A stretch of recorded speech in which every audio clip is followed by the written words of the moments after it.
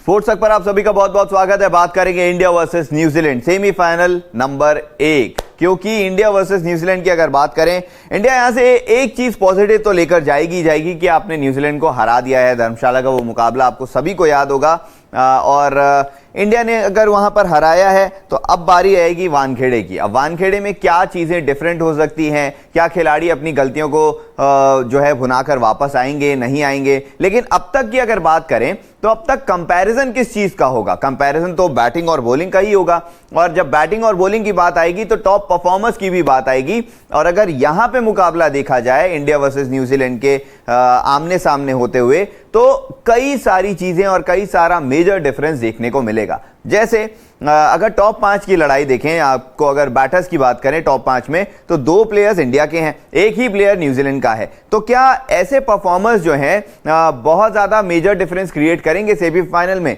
हो सकता है ऐसा हो भी जाए। तो शुरुआत करते हैं इंडिया वर्सेस न्यूजीलैंड के टॉप परफॉर्मर्स की बात करते हुए बैटिंग और बॉलिंग में, और वहां पर जानेंगे कि क्या क्या डिफरेंस हो सकते हैं और कौन से खिलाड़ी हो सकते हैं जो कि एक बड़ा इंपैक्ट क्रिएट कर सकते हैं वानखेड़े में।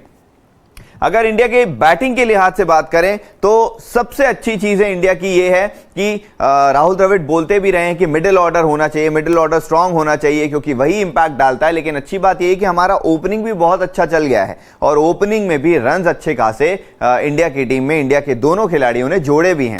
बात अगर करें विराट कोहली की, रोहित शर्मा की, श्रेयस अय्यर की, इंडिया की तरफ से अगर टॉप 3 प्लेयर्स देखें, टॉप 3 बैटर्स देखें जिन्होंने ज्यादा कंट्रीब्यूट किया है रन्स के मामले में, तो यही तीनों आगे हैं। ऐसा नहीं है कि बाकी सारे खिलाड़ियों के रन नहीं है या फिर उनका एवरेज नहीं है, लेकिन 3 मेजर कंट्रीब्यूशंस अगर करें या फिर 3 ज्यादा खेलने वाले खिलाड़ियों की बात करें तो उनमें रन्स के अकॉर्डिंग यही 3 खिलाड़ी हैं। हाँ, ये हो सकता है कि केएल राहुल की कम इनिंग आई हो, श्रेयस अय्यर की कम इनिंग आई हो, लेकिन अगर रन्स की बात करें तो यहां पर कोई दूर दूर तक नहीं है। विराट कोहली नंबर 1 पर हैं, 594 रन उनके 9 इनिंग में अभी तक आ चुके हैं, 99 का एवरेज।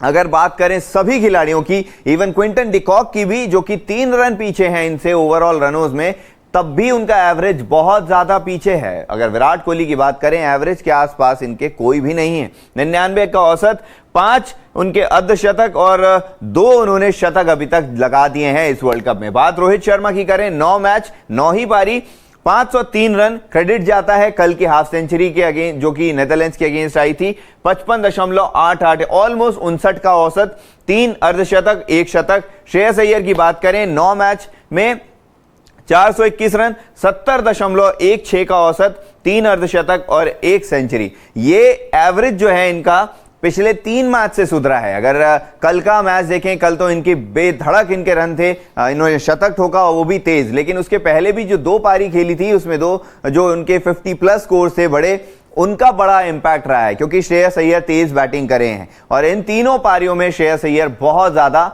पॉजिटिव नजर आए हैं। और शायद यही एक चीज हो सकती है कि वानखेड़े में श्रेयस अय्यर, केएल राहुल, इन दोनों पर और ज्यादा दारोमदार हो सकता है इंडिया की बैटिंग के लिहाज से अगर बात की जाए। न्यूजीलैंड की बात अगर करें, रचिन रविंद्रा ये न्यूजीलैंड के लिए सबसे बेहतरीन खिलाड़ी के तौर पर उभरे हैं इस वर्ल्ड कप में, क्योंकि ऐसे खिलाड़ी जिन्होंने डेब्यू किया है वर्ल्ड कप में, उनके सबसे ज्यादा रन रचिन रविंद्रा के ही हैं। न सिर्फ बैटिंग से, लेकिन गेंदबाजी भी इन्होंने बहुत ज्यादा अच्छी भी की है।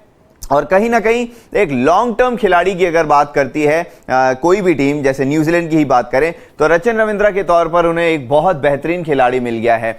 9 मैच 9 पारी, 565 रन, 70.62 का औसत, 2 अर्धशतक और 3 शतक इनके नाम आ चुके हैं, जो बताता है, जो साबित करता है कि इनकी कंसिस्टेंसी कितनी जबरदस्त रही है इस वर्ल्ड कप में भी। डैरिल मिचेल की बात करें, 9 मैच में 8 पारी खेले हैं, 418 रन, 59.71 का औसत, 2 अर्धशतक और 1 शतक। यह शतक वही है जो इंडिया के अगेंस्ट इन्होंने धर्मशाला में लगाया था।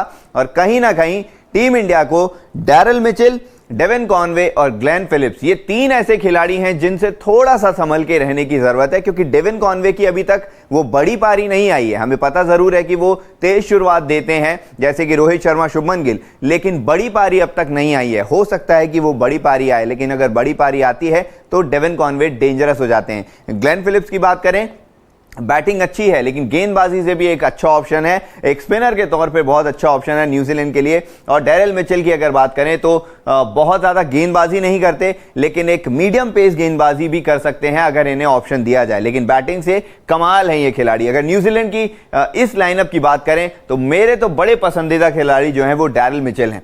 डेविन कॉनवे की बात अगर करें, 9 मैच में 9 पारियां, 359 रन फिलहाल आए हैं, 44.87 का औसत है जो कि एक्सपेक्टेड नहीं था। ऐसा लग रहा था कि डेविन कॉनवे से थोड़ा सा और ज्यादा बेटर एक्सपेक्ट किया जा सकता है इस न्यूजीलैंड की टीम ने, और इस वर्ल्ड कप में भी अर्धशतक तो नहीं लेकिन एक शतक इनके नाम आया है। लेकिन कोशिश ये रहेगी इनकी भी कि आने वाले मुकाबले जो अब बाकी हैं, क्योंकि एक इंडिया के अगेंस्ट मुकाबला है, उसमें अगर पारी आती है तो ठीक है, वरना टाटा बाय बाय है। लेकिन फिर भी कोशिश ये रहेगी कि आने वाला जो ईयर है 2024 उसमें इनका अच्छा फॉर्म रहे, क्योंकि T20 वर्ल्ड कप नजदीक है और न्यूजीलैंड को टेस्ट सीरीज भी खेलनी है।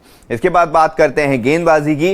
गेंदबाजी एक बहुत बड़ा डिफरेंस है इंडिया और न्यूजीलैंड के बीच में, जहां पर इंडिया की टीम बहुत ज्यादा आगे है और शायद एक यही डिपार्टमेंट है जहां पे आप बहुत ज्यादा मेजर डिफरेंस क्रिएट कर सकते हैं दोनों ही टीमों में। भले आपके न्यूजीलैंड में नाम बड़े बड़े होंगे कि ट्रेंट बोल्ट, टिम साउदी, लेकिन उस तरीके का परफॉर्मेंस नहीं आया। और दूसरी तरफ इंडिया की बात करें तो आंकड़े आपको सब चीज की गवाही देते हैं। जसप्रीत बुमराह 9 मैच में 17 विकेट, मोहम्मद शमी 5 मैच में 16 विकेट, रविंद्र जडेजा 9 मैच में 16 विकेट। और सबसे प्लस पॉइंट क्या है, एक तेज गेंदबाज होने के बावजूद जसप्रीत बुमराह की 3.65 की ही इकोनॉमी रही है और बहुत ही ज्यादा कंसिस्टेंट रहे हैं, बहुत ज्यादा इकोनॉमिकल रहे हैं।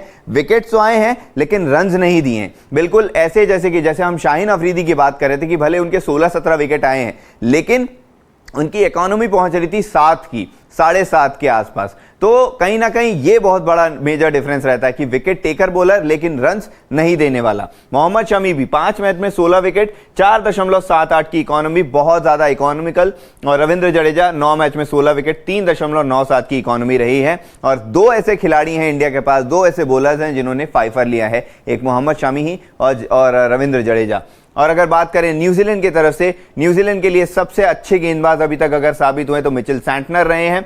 9 मैच में 16 विकेट, 4.81। हालांकि इनसे कोई डाउट नहीं रहता, मिचेल सैंटनर को किसी भी पिच में आप गेंदबाजी कराने बोल दीजिए, भले वहां पे स्पिन उतनी असिस्टेंट नहीं भी है, अगर स्पिन वहां पे उतनी स्पिनर्स को मदद नहीं भी मिल रही है तो भी ये अपनी पेस से वैरी करते हैं। और अगर ज्यादातर विकेट की अगर आप बात करें मिचेल सैंटनर की, तो अमूमन अगर आप देखेंगे 85-86 किलोमीटर रफ्तार में गेंदबाजी अगर करते हैं, लेकिन जहां विकेट टेकिंग वाली बात आ जाती है वहां ये गेंदबाजी अपनी फ्लाइट करवाते हैं और बॉलिंग स्पीड जो है वो और धीरे से कम कर लेते हैं और टर्न इनको जबरदस्त मिलता है इनके ग्रिप के कारण, इसीलिए बहुत ज्यादा इफेक्टिव हो जाते हैं न्यूजीलैंड के एक स्पिनर के तौर पर।